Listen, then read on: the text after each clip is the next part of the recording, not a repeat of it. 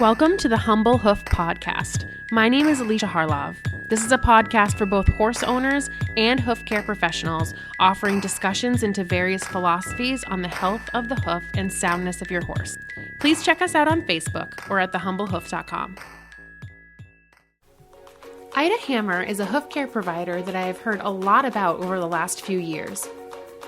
She has a unique approach to the horses she sees and often fits puzzle pieces together to find out how to allow them to move as comfortably as possible and grow the best hoof possible.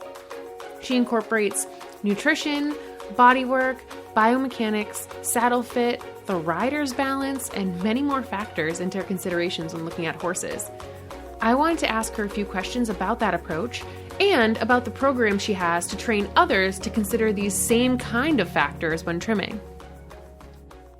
I thought that it would be great if we could start with how you came into this whole horse approach to hoof care. So in the early 2000s, I started with the AANHCP, which was a great group. It was Jamie Jackson's group, and Pete was in it, and lots of great trimmers. And we had a lot of good mentorship opportunities. And so back then, it was kind of really taught about the Mustang model, and which I still believe in it, and I love it. But as we progressed along, Pete got really progressive and started doing some really cool things with the horses and stuff. So that really hit home for me. So then the more I saw, the more I wanted to know. Then it was like this aha moment kind of thing.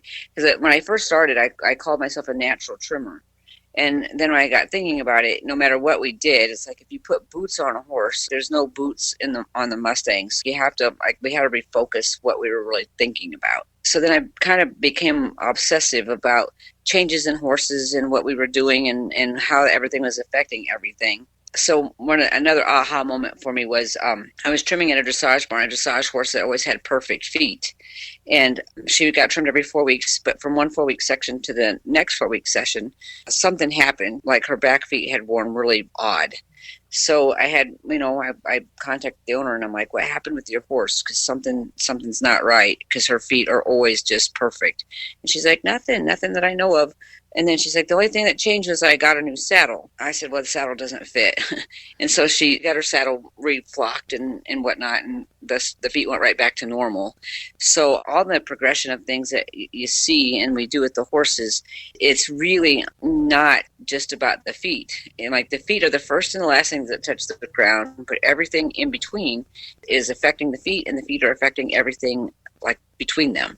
So I've just kind of got obsessive with the fact that there's always a chicken and an egg event. I really got away from the idea of not that the Mustang model doesn't still work, but it gives us some really important points that we have to hold on to and to keep, as far as not being too invasive and that kind of thing. But there's every kind of thing under the sun that affects the feet and vice versa. Like the diet, it's the diet, and it's the environment, and it's the emotions, and it's the work, and it's what they do. So every single thing. I've seen horses, their feet be affected because they left home to go to a trainer, and it affected their feet. And I've seen ill-fitting saddles. Every movement, every action causes a reaction. So whether it's diet or environment or whatever. So that's a long-winded answer for your question, but no, that makes a lot of sense. And I see a lot of the same things too. And so, considering all those things, when you come to a horse or to a new client, what are some of the things that you look for when you're making decisions on what to do with the feet? First things is I won't even trim a new horse until I watch it go, and I'll watch it go. I have certain things that I'll look for, and then depending on the circumstances, I'll ask for other things. But I want to see how the horse moves, online with the person. A lot of times I will prefer to watch it when the person's not thinking that I'm watching it, when they're just maybe going to get in their horse, because you can see an interaction with the person and the horse. You can see, especially if they're getting it out of the herd, how its herd life is, where is it living, how often is it outside, how often is it inside, what kind of diet it has. And so I'm asking the people all these questions at this, after they bring it in. I need to know pretty much everything: how long they had the horse, what is his job, how does it get along in the herd, everything pertains to everything. As crazy as it seems, the owner could be doing every single thing right, and the horse be in a herd that it's not comfortable with, and it can still have stress lines in its feet. And so everything, I ask about everything that they do. And what do you think are some of the biggest factors contributing to hoof problems? I have moments that I'll obsess over one thing over the other, but I tell my clients all the time, my job is actually the easiest job as the trimmer because I mold everything that they do all the rest of the time. So we mold the foot, but they build the foot. They build the foot with the diet. They build the foot with the movement. So my two things that I'm most adamant about is diet and exercise, because I've seen horses that are on a good diet, but that are kept in a stall too much, and their feet are still terrible. And I've seen horses that are out a lot with a little bit less diet, and their feet are better. So, the movement, I think movement is probably the most important thing, but everything is important. No, yeah, it makes sense. And when you're talking about diet, do you follow the Dr. Kellen's mineral balancing, that kind of? Dr. Kellen, I've been fortunate enough to take some of her classes, and she's pretty much my go-to as far as directing people for dietary information. But I also like the stuff that Katie Watts does too, which they're pretty on the same path. And then with all that said, so there's actually facts with Dr. Kellen, there's facts with Katie Watts, and there's other really good people too. And I've got different dietary books, and I couldn't tell you all the different authors, but still basically the low carb and mineral balancing and that stuff. And then I always tell people, and this is the hardest part to try to put it in a black and white answer, is 90% Dr. Kellen type diet and 10% common sense, because every single horse is an individual. So you could have the minerals completely balanced per Dr. Kellen for horse A and completely balanced for horse B, and horse B might need just something a little extra or something a little less, with it. But mostly Dr. Kellen, because she's been really a pioneer for all of us, I think. Yeah, absolutely. And I know Katie Watts does the Safer Grass website. Yes. Is that what you mean in terms of sugars in the grass? Yeah, safergrass.org. And I don't get as much time to spend time on those sites as I used to, but I always direct it to her as the forage guru. I think she's pretty top notch on that stuff. Yeah, it seems like it. Great. So you talked a bit about how, we as hoof care providers are molding these feet that we're coming to. But, what are your goals in trimming when you come to a hoof? So my goals are the most comfortable functionability for a horse, because I got caught up, for a while, as we were taught in the beginning, it's again, it was all the Mustang model. And then when you get caught up with a certain hoof that you want, a certain look that you want, then you take the horse's opinion out of that. So my number one thing that I want with everything is the horse's opinion to like what he has, meaning that he's got the foot that he has the most functionability with, and that he feels the best with what they have. So I still want a balanced foot. As a rule, I hate long toes. Long toes create a lot of problems. And so I like to see a balanced foot without excess toe. I like to have it good digital cushion and, appropriate heels. But with that said, I would take the horse's opinion over a statistical opinion or a mathematical opinion. So my goals is to have, the foot completely balanced, but there are horses that have pathologies that, for whatever reason, they need just a little bit outside of the black and white. So that's my goal. Yeah. And I struggle with that sometimes because my goal too is the most comfortable, heel first balanced movement. But at the same time, I always think about how, these feet are what veterinarians or other people that are coming to that horse are seeing as, I hate to say this, as almost like my business card. And I do sometimes get caught up in wanting them to look a certain way. And I have to constantly remember that the horse's opinion overrides any kind of, appearance that we're shooting for. Yes. But, yeah. I agree with that 100%. And I've had to learn that through the horses telling me, because what I tell all of my clients and all of my students, I'll tell them the goals that I have for the foot. Like the clients, I'll tell them the goals that I have for the foot, but I always add with that the horse's opinion matters the most. So it doesn't matter how much I like what I just did.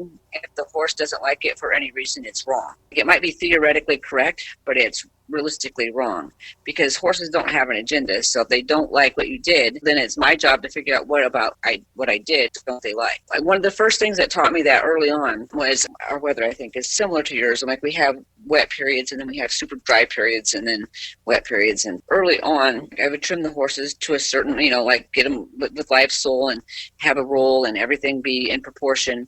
and they're like loving their feet, loving their feet, loving their feet. And then we'd go from like the wet season to the hard season. So their feet would be soft as it's transitioning into this hard ground. And so then it would wear their feet off faster. So every season that would happen. And so then like the trim that the horses had loved all the time, all of a sudden they weren't like awful sore, but they just weren't as happy as what I think they should have been. And so I'm like, I need to start making a note to that. And this is like really early in my career, and I nicknamed it the endurance trim. So like if you're trimming an endurance horse that's actually training barefoot, you leave it a little bit more hoof for it to wear off rather than taking all the hoof away before it has to wear it off. So we left a little bit more, started leaving when we transitioned from one season to the next. I'm like, I'll adjust how much hoof I'll leave on compared to what I would do if it was the same season all the time. Does that make sense? Yeah, that makes a lot of sense. Definitely. Tina Thomas, a graduate of IDA's program, was willing to talk to me a bit about the program and what she learned from it. One of the things I just really want to say about IDA and her program is she is one of the absolute most progressive people that I know. She is always researching and just trying to find the best ways to help the horse. So the program from maybe a year or 2 years or 3 years ago is not the same. She's always adding on any new information she can to help the horse. And so one of the first things she always says too is when you go to approach and trim the horse, ask what does the horse want? What does the horse need in that given moment in time? Your approach for that day, it may not be the same the next month. What does that horse need right then? And the horse is always right. And actually, that kind of reminds me of, I was talking to Lisa Mittler a bit, and she was saying to ask you a little bit about some of your favorite sayings. And I think you sort of already addressed one. She said that one of your sayings is, what does a perfect hoof look like? Well, it depends. Yeah. And I actually put that on a t-shirt because inevitably, I'm like, I teach a lot of classes and everybody always like, well, what should this look like? And I'm like, I just smile at them. I'm like, it depends. Because if the horse doesn't like it, it's wrong. And so then there's always all the extra pieces that should go with the question.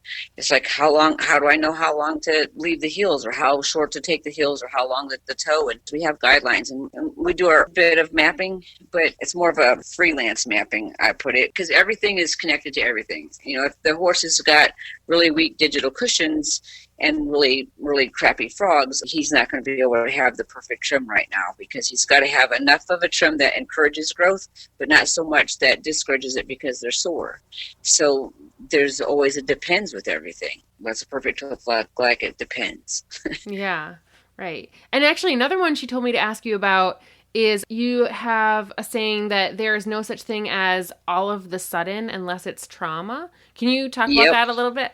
Yep, because that goes back to the whole horse thing, and this is what I get so wound up and excited about, because everybody, and I'm sure you hear it constantly too, you'll be working on a horse and you're seeing things that's not right. So the horse, maybe they're not traveling right. There are some horses that are not lame, but they're not correct. So they're not limping. But when you watch them go, they're having to compensate in their body. And you'll see this a lot with front feet soreness. Mm-hmm. What happens is for that horse not to limp and look like he's the weak link, he's got to really lift himself up with his brachiocephalus muscles and like lift himself so that he can not be limping. So it takes the weight off the front end a little bit.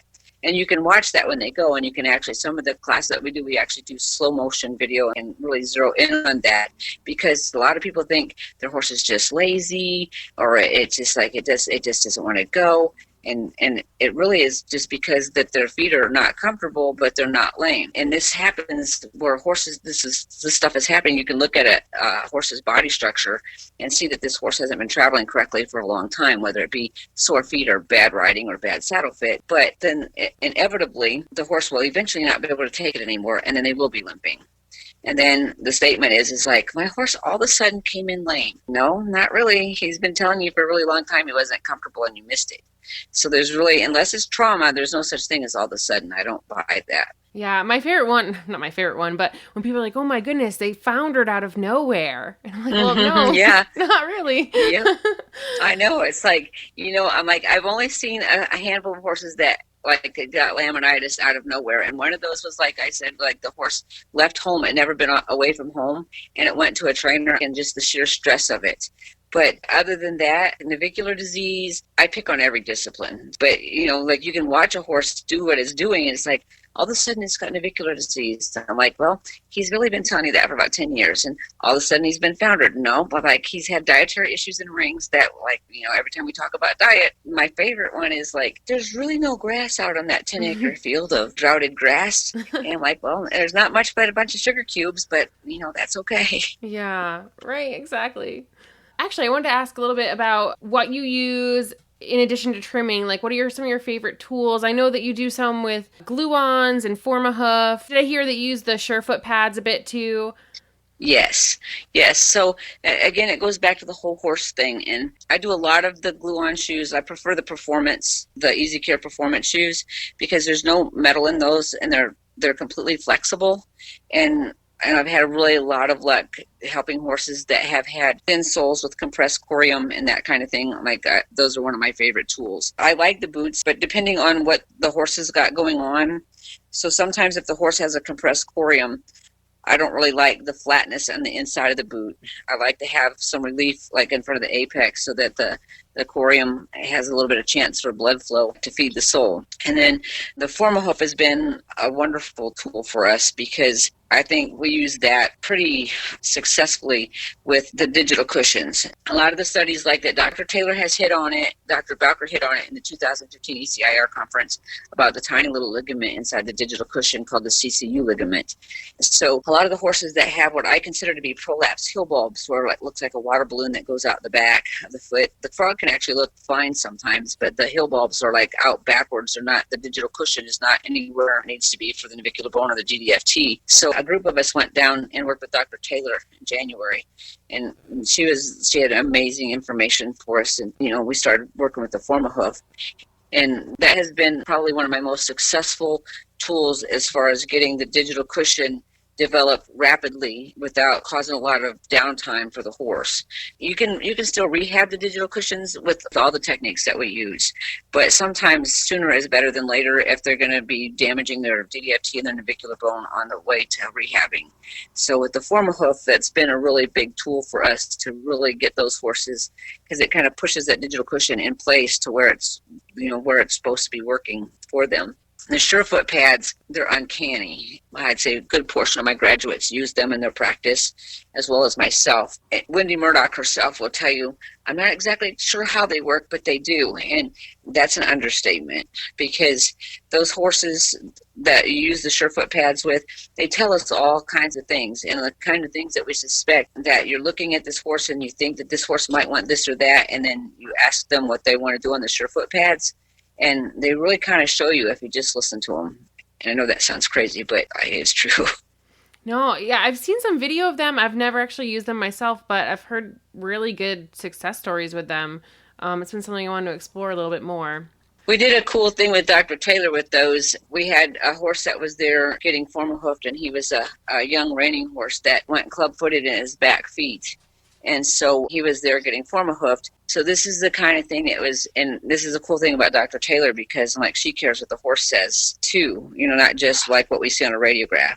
So everything about that horse but showed that, he's club-footed and the owners wanted to get his angles down and that kind of thing. But we put him on the Surefoot pad, and then Dr. Taylor actually took an x-ray of him on the Surefoot pad to see how he felt the most comfortable, like where he wanted his bone, that he stood and relaxed the most comfortable, that you could see this definite relief in his body. And so then that gave us a picture, even though we have a goal of where we wanted to go with his feet, it gave us a picture of what he needed to be comfortable to get to that point.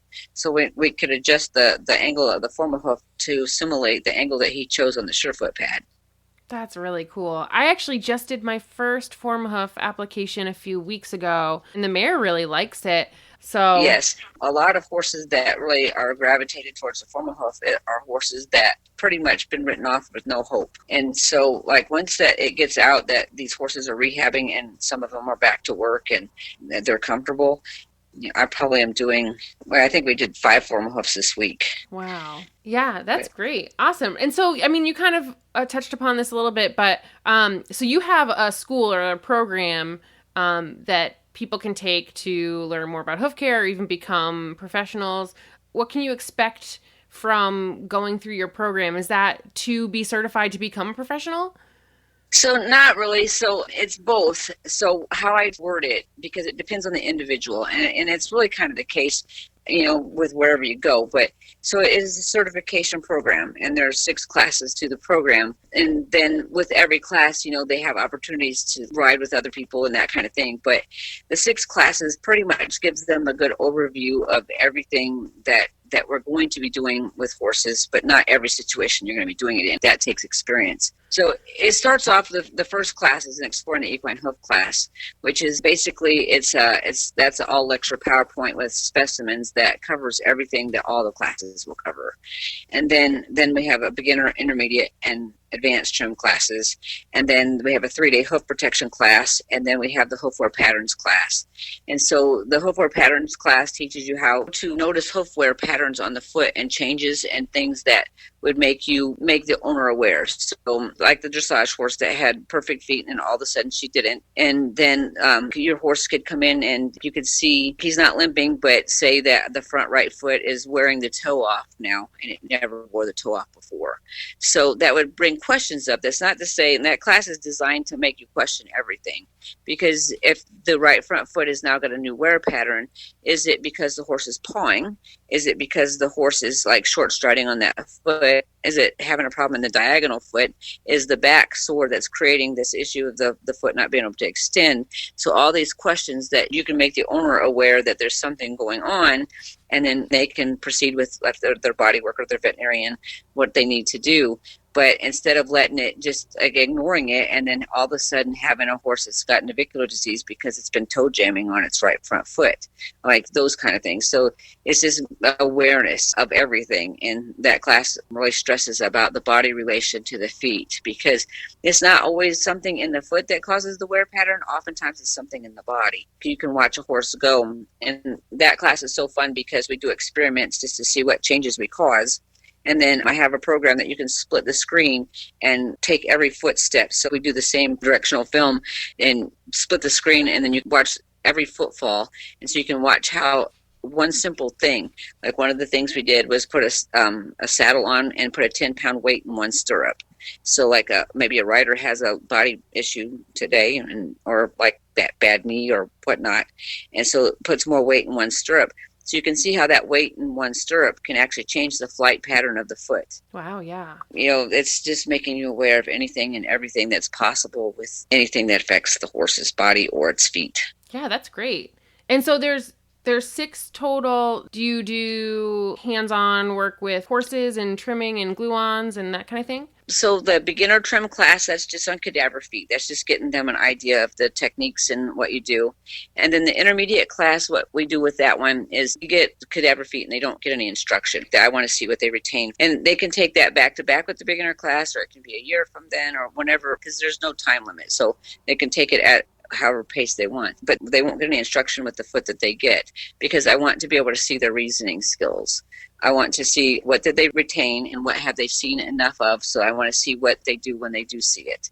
And then the second half of that class is, most of that is about ergonomics.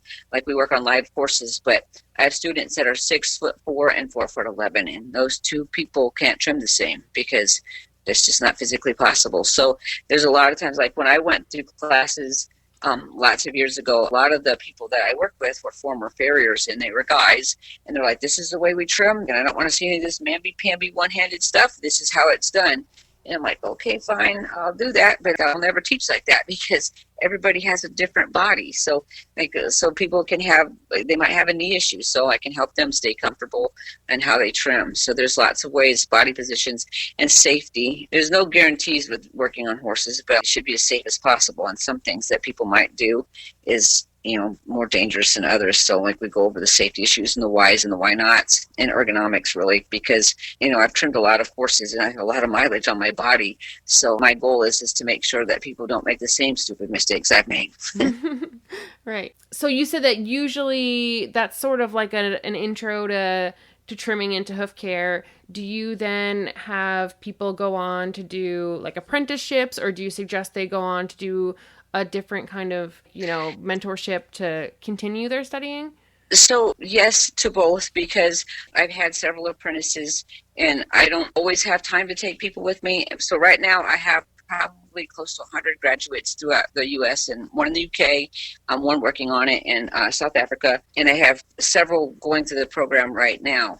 So a lot of times, depending on where they're located, because I pretty much got people in probably, I'm going to just off the top of my head say maybe 10 states. So there's usually somebody, one of our group, that can help other people out that are in that area. They can ride with people that are they can ride with anybody they want to, for that is concerned. But I prefer them to ride with graduates that have actually been working on horses, because between the intermediate class and the advanced class, a person needs to have trimmed 25 horses before that they take the advanced class, because I want to make sure that they're getting some under the horse time and some ideas of tools and behavior and that kind of thing. They can ride with anyone in the group, and I advocate the PHCP also. Yeah, actually, I went through PHCP so. Yay! A lot of that started with the American Hoof Association. There are a lot of people from the AHA that's to the PHCP, and we have the same ideals. Yeah. Deb Davies is an international trainer and body worker who teaches a whole horse approach to riding and training all over the world. She sees a correlation between the horse's movement and training and its feet. She has worked quite a bit with Ida as well, and was willing to chat with me about their whole horse approach. I was out working with students and clients with my profession, and I noticed that several of my clients, their horses' feet were just brilliantly balanced and just really well done. And I was so used to seeing the opposite. And I mentioned to this particular client, who does your feet? And she said, well, I do them myself, but I started with Ida Hammer. And that's the first time I actually heard about Ida. And then I happened to run into clients all over the country, and it was the same scenario. I see these horses with amazingly balanced feet, and they're like, yeah, I studied with Ida Hammer. And it's interesting because I had been wanting to learn a little bit more about barefoot trimming myself as an osteopath, so I could, support horses in that way as well. But I just didn't know really where to study. And my rule of thumb is always, when I hear something 3 times, to me, it's the universe giving me a wake-up call. So finally, there was another client that I saw and was working with in Wisconsin, and she said the same thing. I learned from Ida Hammer. So obviously, off I went and started studying with Ida. And she's just the most incredibly knowledgeable horsewoman, but also hoof trimmer and educator. And that's one of the things that is so incredible about her, is she doesn't just trim horses' feet, but she educates not just those students that want to be part of her training system, but she educates owners, and she educates anybody that wants to have a consultation about the correct balance and mechanics of the feet. The other thing that I really, really honor and appreciate as a kind of whole horse person myself is Ida is one of the very few hoof trimmers that I have met that looks at the whole horse.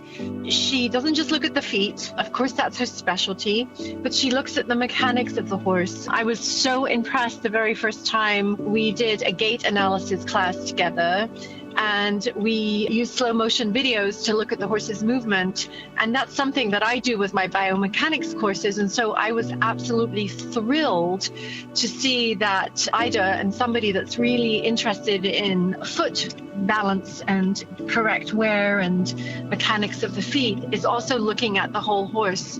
And she has just taken the time to completely educate herself in relationship to everything horse, from mechanics to, learning about the nervous system, to understanding intricately circulatory effects of the blood flow, nerves of the foot. So, she and I laugh a lot about being nerds, because, we both sit up and study all things horse until all hours of the night. But that is what makes her so incredibly brilliant at her work and at her teaching. So I was blessed to go through her course and her training. And every time I go to one of her trainings, I could repeat the class over and over, and I still learn more because she continues to learn more, which in my mind is the sign of a brilliant teacher. If you continue to learn and grow and have more to share with your students, that's really what makes you outstanding. And actually, that kind of leads right to my last question. What is if you had to think of your overall ideology in a sentence, that might be really hard, but what would that be? Let me think about that. So I'd have to say my ideology is to do the best for the horse, with the horse, and to the horse. That's a short sentence to sum up. It's really mind, body, and soul. And so when we work with the horses, it needs to encompass all of those. Yeah, that's great. And do you have any advice for horse owners in general in regards to their horses' feet and their hoof health? So this sounds hokey, but I always tell people, every single person, is just listen to your horse. If your horse is telling you physical symptoms by what you see in their feet, ask why. There's one thing that I want all of my students to know, is to ask why for everything. So if your horse's feet do not look correct, whether it be something that the owner's doing or trimmer's doing, ask why. You should never, ever just take somebody's word for it. I tell people when they come to my classes, and I tell horse owners all the same, ask me why. I will never lie to you, but you can't just believe everything everybody tells you. You have to research everything. So the number one thing I would tell every horse owner is to ask why about everything. Why does my horse's feet look like this? Why is the diet not right? Why is my horse looking sad? That's a huge thing for me. Yeah, I think that's great. I know, before I was trimming, I kind of felt helpless in a lot of ways in regards to helping with my horse's soundness. But I also did feel a little bit like I couldn't question the professionals that were working on my horse. So I like that too. I like that advice. Yeah, and a lot of horse owners are like that. And crazy enough, and that a lot of our clients, I'd say the majority of our clients are women, and society and everybody has always made people feel like you have to trust the professionals. You have to trust this and trust that. It's not that I don't trust anybody. I just question everybody. I question anybody, and I thoroughly expect and appreciate the fact that they would question me, because you have to be your mouthpiece for your horse. They're afraid to ask questions. They're afraid to ask why this is happening. If a professional gets angry because you question them, they're either insecure, don't know the answers, or they've got a God complex. Yeah, definitely. Awesome. Thank you so much. I am looking forward to putting this all together. Thanks, girl. All right. Well, have a great rest of your night. Okay, sounds good. All right. Bye. Okay, bye-bye. I always say that I'm slightly more hoof obsessed than the average person, and chances are, if you're listening to a Hoofcare podcast, you are too. So we should probably be friends. Feel free to find me on Facebook or email me at thehumblehoof@gmail.com.